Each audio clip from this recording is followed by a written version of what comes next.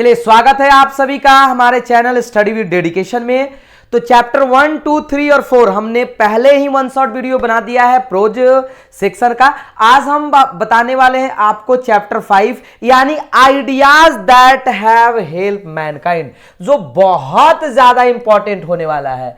ठीक है, इस चैप्टर में हम मतलब इस सेशन में हम चैप्टर 5 और 6 कंप्लीट करने वाले हैं और वादा है कि आपसे एक भी क्वेश्चन नहीं छूट सकता है, मतलब नहीं छूट सकता है। ठीक है, आइए सबसे पहले समझते हैं ये मतलब इस चैप्टर को किसने लिखा है किसने लिखा है, बर्ट्रैंड रसल ने लिखा है। ठीक है ना, ये कहां के हैं तो ब्रिटिश, कभी कभी ब्रिटिश दे देगा, कभी कभी इंग्लैंड दे देगा, तो आप बिल्कुल भी कंफ्यूज मत होइएगा माय डियर स्टूडेंट। ठीक है ना। अच्छा जी, ही वाज अ फिलोसोफर, ये फिलोसोफर भी थे, हिस्टोरियन मतलब इतिहासकार भी थे, एंड मैथमेटिशियन, ये तीनों याद रखना है, मैथमेटिशियन, हिस्टोरियन एंड फिलोसोफर। इनका जन्म 1872 में हुआ था, 1872 1872 में, एंड कब मरे थे 1970 में। ठीक है ना, 1970 में। फेमस फॉर साइंटिफिक राइटिंग, ये बहुत ज्यादा फेमस थे साइंटिफिक राइटिंग लिखने के लिए। ठीक है ना। अच्छा जी, और इनको receive Nobel prize for literature in 1950। हमने इससे पहले नोबेल प्राइज देखा था, ठीक है ना, कि किसको मिला था जी, आई हैव ए ड्रीम के मतलब जो स्पीच दिए थे, ठीक है, कौन दिए थे जी, मार्टिन लूथर किंग को मिला था 1964 में, 1964 में, और इनको मिला है 1950 में। ठीक है ना, कोई दिक्कत कोई परेशानी नहीं होना चाहिए। फिर से देख लो, बर्ट्रैंड रसल, ब्रिटिश, जन्म, मरण, कब प्राइज मिला है 1950। ठीक है ना, ये साइंटिफिक टाइप का थोड़ा सा लिखा करते थे। आगे देखिए, आगे इनके द्वारा कुछ किताबें लिखा गया है, उस किताब के बारे में हम लोग समझते हैं। ठीक है ना, कौन कौन सा किताब है, why I am not a Christian, ये लिखा गया है बर्ट्रैंड रसल के द्वारा। ठीक है ना। दूसरा कौन सा है, roads to freedom, marriage and morals, और चौथा है history of western philosophy. These are the books which are written by, जो किसके द्वारा लिखा हुआ है, किसके द्वारा लिखा हुआ है, बर्ट्रैंड रसल के द्वारा लिखा हुआ है। ठीक है ना। अच्छा जी, अबाउट चैप्टर, अगर चैप्टर के बारे में पढ़ा जाए, चैप्टर के बारे में, तो थोड़ा सा समझने का कोशिश करिए, क्या क्या चीजें हम लोग को इसमें सीखना है, क्या क्या पढ़ना है, देखिएगा जरा। सबसे पहले आइडियाज, ठीक है ना, दैट हैव हेल्प मैनकाइंड, ये क्या है जी, तो ये एक साइंटिफिक एसे है। अगर साइंटिफिक नहीं भी दे तो आपको याद रखना है कि ये आपका क्या है, एक एसे है। ठीक है ना, कोई दिक्कत कोई परेशानी यहां तक नहीं होना चाहिए। ठीक है ना, तो इतना बात हम लोग समझ गए। ठीक है, कि इनका किताब और ये क्या है, तो एक साइंटिफिक एसे है। सबसे जो मेन चीजें है, मेन चीज क्या है जी, तो ये समझना कि इस चैप्टर में आखिर इस चैप्टर का थीम क्या है। Ideas that have help mankind is an expository and scientific essay. ये एक समझिए ना कि मान लीजिए साइंटिफिक वैज्ञानिक टाइप का एक एसे है, जिसमें मतलब बताया गया है, ठीक है, कि मनुष्य ने कैसे कैसे मैनकाइंड को, कौन कौन से चीज हैं, ठीक है, जिसने मनुष्य को आगे बढ़ने में मदद किया है। 6 टाइप के, ठीक है ना, वो थिंग्स हैं, आप पढ़े होंगे। In which Russell gives a detailed account of the ideas, मतलब इसमें उस विचार के बारे में डिटेल में बताते हैं, that have help Mankind in pre historic time and historic time. Historic time, pre historic and historic time, मतलब इसमें उन सभी चीजों के बारे में बताया है बर्ट्रैंड रसल ने, जो चीजें इतिहास में लोगों का मदद किया है। क्योंकि पहले हम लोग बंदर थे, ठीक है ना, मतलब क्या कि पहले हम लोग केव में, जंगल में रहते थे, ठीक है ना, फॉरेस्ट में, वहीं पर अपना जीवन व्यतीत करते थे। लेकिन कैसे कैसे वो कौन कौन सा चीज था जिसने मानव को हेल्प किया है, ठीक है ना, उसी चीज के बारे में इसमें बताया जाता है। देखो जी, यहां अब इंपॉर्टेंट नोट्स इतना पढ़कर जाइए एग्जाम में, ज्यादा आपको एक भी पॉइंट पढ़ने का जरूरत नहीं है। The most indubitable respect in which ideas have help mankind is numbers. सबसे महत्वपूर्ण, जिसको हम लोग निसंदेह रूप से कह सकते हैं कि जिसने मानव को आगे बढ़ने में मदद किया था, वो था हमारा जनसंख्या। ठीक है, हमारा जनसंख्या, मतलब before our numbers are very few, okay, so we are feared from wild animals. हम लोग वाइल्ड एनिमल से डरते थे क्योंकि हमारा जनसंख्या उस समय क्या था, कम था। ठीक है ना, हम लोग को मार कर वो खा जाता था। ठीक। लेकिन बाद में जैसे जैसे जनसंख्या बढ़ा, आज तो हमारा इतना जनसंख्या है कि हम लोगों से जानवर डरता था, मतलब डरता है। पहले हम लोग कुत्ता से डरते हैं, मतलब डरते थे, आज हम लोगों से कुत्ता डरता है क्योंकि वो जानता है कि हमसे भी बड़ा कुत्ता आ रहा है। ठीक है ना, ये थोड़ा सा मजाक हो गया। देखिए, survival was a big problem, मतलब रहना सबसे बड़ा प्रॉब्लम था। होमो सैपियंस क्या है जी, तो मानव का साइंटिफिक नेम है। There are two types of skill, acquired and congenital. याद रखिएगा, एक्वायर्ड एंड कंजेंटिकल, दो टाइप के स्किल के बारे में इसमें बातें हो रही है। Acquired skill is more dominating than the congenital in 1946-1947। मतलब एक्वायर्ड का मतलब किसी भी चीज को सीखकर हम लोग प्राप्त करते हैं, वो ज्यादा इंपॉर्टेंट था किससे, कंजेंटिकल स्किल से। ठीक है ना, कंजेनिटल स्किल से वो ज्यादा इंपॉर्टेंट था। People and bird died because of famine in India and England, मतलब बहुत ज्यादा लोग और चिड़िया मर गए थे 1946-47 में। लेकिन दोनों में यहां हैप्पीनेस का बात हो रहा है। ज्यादा हम लोगों से अगर खुशी का बात किया जाए तो हम लोगों से ज्यादा बर्ड इसलिए खुश रहता है क्योंकि बर्ड अपने पिछले मरे हुए किसी भी बर्ड के बारे में सोचता नहीं, लेकिन मनुष्य के साथ अपोजिट है। यदि कोई व्यक्ति 100 साल पहले भी मरा है ना, उसके बारे में हम लोग सोच सोच कर एकदम दुखी हो जाते हैं। ठीक है, आइए। It is neither number nor multiplication of pleasure that make the glory of man. It is the intellectual and moral qualities. मतलब मनुष्य को खुश करने के लिए ऐसा नहीं है कि मनुष्य खुश इसलिए हो जाता है क्योंकि उसके पास बहुत ज्यादा धन है या जनसंख्या ज्यादा है। नहीं, मानव का इंटेलेक्चुअल, बौद्धिक और उसके अंदर मोरल क्वालिटी ही उसको खुश कर देता है। ठीक है ना। अच्छा, according to Bertrand Russell the ideas have been divided into two kinds. इसको डिवाइड कितने में किया गया है, दो काइंड में। First those that contribute to no knowledge and technique, पहला हमारा नॉलेज एंड टेक्निक है और दूसरा हमारा कौन है जी, मोरल एंड पॉलिटिक्स। दूसरा कौन सा है, मोरल एंड पॉलिटिक्स है। ठीक है, लेकिन ये फर्स्ट को ज्यादा प्रीफर करते हैं, यानी नॉलेज एंड टेक्निक को। ठीक है, उम्मीद करते हैं कि चीजें आसानी से समझ में आ रहा होगा, कोई ज्यादा आप लोग को दिक्कत नहीं होना चाहिए।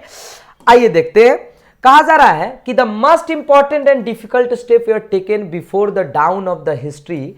ठीक है, जो सबसे इंपॉर्टेंट चीज लिया गया, ठीक है, हिस्ट्री में, utilisation of fire prove to be a milestone in human progress. यानी यूटिलाइजेशन ऑफ फायर, फायर का यूज एक मनुष्य में, मतलब एक प्रोसेस का सबसे पहला चीज आया। ठीक है ना, एक माइलस्टोन था। दूसरा, the last of the great pre historic invention was the art of writing. Last क्या था जी, आर्ट ऑफ राइटिंग था। हालांकि इससे पहले भी बहुत सारे चीजें, सबसे पहले तो लैंग्वेज आया, फिर आपका दूसरा नंबर पर क्या आया, यूटिलाइजेशन ऑफ फायर आया। फिर हम लोग ने डोमेस्टिकेशन, मतलब डोमेस्टिकेशन सीखा। फिर हम लोगों ने सबसे जो इंपॉर्टेंट, सबसे खतरनाक पता है, एग्रीकल्चर। वो एग्रीकल्चर क्यों खतरनाक था, क्योंकि हम जानते हैं कि एग्रीकल्चर करना ब्लड, ठीक है, हम लोग इसमें बताया गया कि जब तक खून नहीं दिया जाता था ना, तो हमारा एग्रीकल्चर कोई भी उपज भी नहीं होता था।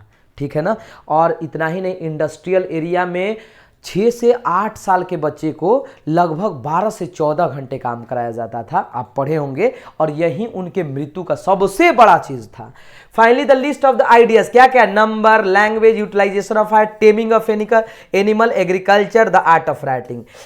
इतना चीज हम लोगों ने पढ़ा है। ठीक है ना, तो इसमें बर्ट्रैंड रसेल इतना चीज हम लोग को बताने का प्रयास कर रहे हैं। तो आई होप कि ये चीजें इतना आसानी से आपको समझ में आ गया होगा, कोई प्रॉब्लम नहीं होना चाहिए क्योंकि ये सब चीजें एकदम आसान है। ठीक है ना। अब इसमें हम लोग सबसे तो पहले कौन कौन सा चीज था जिसने मानव को हेल्प किया, दूसरा हम लोग चीज वहां से पढ़ते हैं 6 के बाद। ठीक है ना, कि सबसे पहले हिस्ट्री में क्या आया जो फायदा, तो लैंग्वेज आया। लैंग्वेज के बाद हमारा देख सकते हो क्या आया, पहले नंबर, ये तो नंबर पहले ही पढ़े, लैंग्वेज, फिर यूटिलाइजेशन ऑफ फायर, फिर टेमिंग ऑफ एनिमल, फिर एग्रीकल्चर। ठीक है ना, आर्ट ऑफ राइटिंग, ये सब चीजें था जो इतिहास में हम लोग, और ये भी हम लोग पढ़े कि आग का यूज हम लोग सबसे पहले ऐसा नहीं था कि कुकरी के लिए, भोजन बनाने के लिए करते थे, नहीं, आग का यूज हम लोग ज्यादातर वाइल्ड एनिमल से बचने के लिए करते थे। ठीक है ना, क्योंकि आग जलने पर, मतलब most of our ancestor used fire to save their life from wild animals. ठीक है ना, उम्मीद करते हैं समझ में आ गया होगा। चैप्टर 6 पर चलते हैं माय डियर स्टूडेंट, जो बहुत ज्यादा इंपॉर्टेंट है, द आर्टिस्ट। ये तो भाई बहुत ज्यादा इंपॉर्टेंट है, आर्टिस्ट। ठीक है ना, जो सीगा नोया के द्वारा लिखा हुआ है। ठीक है ना, सीगा नोया के द्वारा लिखा हुआ है, आप देख सकते हैं। सीगा नोया जो कहां से बिलोंग करते हैं जी, Japan. He was a celebrated, celebrated का मतलब जाने माने, short story writer and novelist. वो सेलिब्रेटेड जापानी शॉर्ट स्टोरी राइटर थे और नोवेलिस्ट थे, ठीक है ना। उनका जन्म 1883 में, मृत्यु 1971 में। सब चीज बाबू लोग याद कर लीजिएगा। ये आपका एक शॉर्ट स्टोरी है जो सीगा नोया के द्वारा लिखा हुआ है। इनका जन्म आप देख सकते हो 1883 में, मृत्यु आप देख सकते हो 1971 में, ठीक है ना। चलिए, ए डार्क नाइट पासिंग, ये इनके किताब का नाम है, ठीक है। The paper door and other stories, ठीक है। तो ये इनके बुक्स का नाम है। आइए थोड़ा सा चैप्टर के बारे में थोड़ा बहुत जान ले। ये चीज एकदम आपको याद रखना है, बहुत इंपॉर्टेंट है माय डियर स्टूडेंट। क्या? तो ये चैप्टर जो है एक शॉर्ट स्टोरी है और मेन कैरेक्टर किनका है? सेवी का है। मेन कैरेक्टर किसका है जी? सेवी का है। आ रहा बात समझ में ना? ठीक है। अब थोड़ा सा हम लोग इसके थीम के बारे में जान लेते हैं। ज्यादा हम लोग देखिए वीडियो को बड़ा नहीं करना है, एक ही चीज को रिपीट नहीं करना है, बल्कि कम टाइम में स्मार्ट वर्क करना है, चीजों को समझना है। The artist is a short story, ये एक शॉर्ट स्टोरी है इन विच सीगा नोया हैज शोन, जिसमें सीगा नोया बताते हैं, दिखाते हैं that how a child's talent is killed, कि एक बच्चे के टैलेंट को कैसे मार दिया जाता है। मान लीजिए हम लोग बनना चाहते हैं दूसरा, हम मान लीजिए बनना चाहते थे डांसर, हम अपना बात बता रहे हैं, लेकिन आज हम हैं टीचर, ठीक है। अच्छा जी, how a child is unable to master his art because his parents and his teacher do not recognise his art. होता क्या है ना कि हमारे टीचर, मतलब टीचर तो बाद में, हमारे पेरेंट्स ही हमारे स्किल को मार देते हैं, समझते ही नहीं है। आप अभी बोलिए कि मैं डांसर बनना चाहता हूं, मैं राइटर बनना चाहता हूं, तो आपका मजाक उड़ाएंगे। उनका मतलब एक ही होता है कि नहीं आप सरकारी जॉब लो, ठीक है। लेकिन जो चीजें, जो व्यक्ति इससे थोड़ा बाहर निकलता है वो आज देख लीजिए इतिहास रचता है, और जो इसी में उलझ जाता है बस एक नौकरी ही मिल पाता है उसको, ज़्यादा चीज़ें वो प्राप्त नहीं कर पाता है। हम ये नहीं बोल रहे हैं कि नौकरी खराब है, लेकिन नौकरी बस जीने का एक आधार है, ठीक है ना। अब अपना अपना सोच है, ठीक है। चलिए जी, इंपॉर्टेंट नोट्स जो हम लोग पढ़ेंगे, ठीक है। सेवी, देखिए सेवी के बारे में क्या बताया जा रहा है। सेवी was a 12 year old Japanese boy. सेवी 12 साल का लड़का था। कहाँ का? जापान का। इसके माता पिता इसको नहीं समझे, मतलब ये इसका हालांकि हैबिट जो था बहुत बढ़िया तो नहीं था, लेकिन ये हैबिट बढ़िया भी था क्योंकि गॉड जिसको वो मात्र 10 येन में खरीदता है ना, वही गॉड फाइनली 600 येन में बिकता है। आप पढ़े होंगे चैप्टर, ठीक है। अब क्या था उसमें कोई नहीं ये बताता है, लेकिन इसमें oh he was passionately interested in God. God समझते हो ना, कद्दू, लौका, जो भी आप बोलिए, ये गॉड में बहुत ज्यादा पैशनेट था। He lives in a harbour town. Harbour town का मतलब बंदरगाह वाला जगह होता है, ठीक है ना। बंदरगाह का मतलब जो चारों तरफ से समुद्र वगैरह से घिरा हुआ रहता है, ठीक है। He was still at primary school. अभी भी वो किस स्कूल में पढ़ता था जी? प्राइमरी स्कूल में अभी पढ़ता था। His father worked in a carpenter shop। उसके पिताजी कारपेंटर शॉप पर काम करते थे। वो गॉड में ज्यादा इंटरेस्टेड था। दूसरा, पहला बात हम लोगों ने देखा कि वो जापान का लड़का था, 12 साल का, अभी भी प्राइमरी, 12 साल का लड़का प्राइमरी स्कूल में पढ़ रहा है, मतलब 1 से 3, 4, 5 क्लास में पढ़ रहा है। इससे आप पता कर सकते हैं कि उसको पढ़ाई में कितना मन लग रहा होगा, ठीक है ना। अच्छा जी, his father worked in a carpenter house. उसके पिताजी एक कारपेंटर हाउस पर काम करते थे, ठीक है। आगे देखिए आप लोग, एकदम मजेदार चैप्टर है, चूंकि कहानी है, कहानी को पढ़ने में एकदम मजा भी आता है, याद भी हो जाता है। फिर कहा जा रहा है कि देखिए, His hobby was collecting God। उसका हॉबी क्या था? गॉड को इकट्ठा करना, ज्यादा से ज्यादा गॉड को इकट्ठा करना, लौका को, कद्दू को। In 10 Sen SEBI bought that special God from the old lady. मतलब ओल्ड लेडी के पास ये 10 सेन में खरीदता है, जिसका 5 इंचेज साइज रहता है, ठीक है ना। Since then he did not keep that god away. मतलब उस समय से वो अपने गॉड को अपने से अलग रख ही नहीं सकता था। पता ना क्यों? उसका इंटरेस्ट था भाई। हालांकि इस बात को गार्जियन को भी समझना चाहिए कि मेरा बेटा हो या बेटी हो, जिस चीज में ज्यादा इंटरेस्टेड है, ठीक है, उसे करने देना चाहिए, उसका साथ देना चाहिए।